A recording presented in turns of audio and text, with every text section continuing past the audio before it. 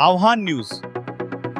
आता काहीही लपणार नाही, आम्ही वास्तव तेच दाखवतो.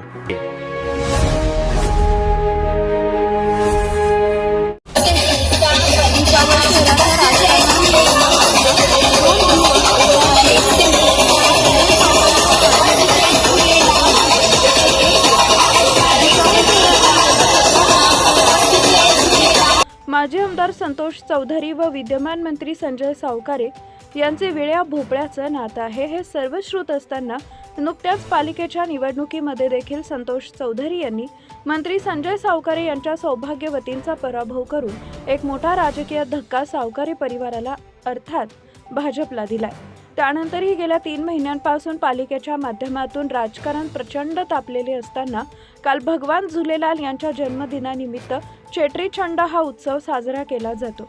या सिंधी समाजाच्या उत्सवानिमित्त मंत्री संजय सावकारे व माजी आमदार संतोष चौधरी हे एकत्र आले हा योगायोग होता.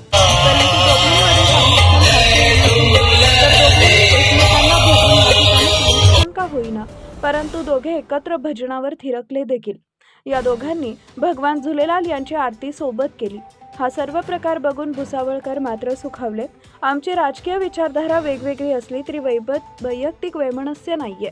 राजकारण राजकारणाच्या जागी व संबंध संबंधाच्या जागी अशी प्रतिक्रिया दोघे देतील कदाचित. परंतु भुसावळ शहराच्या विकासासाठी या दोघांचं एकत्र येणं ही काळाची गरज आहे. यालाच भविष्याची नांदी समजूया. संजय सिंग चव्हाण यांचा report, Bhusawal. Subscribe now and press the bell icon. Never miss an update.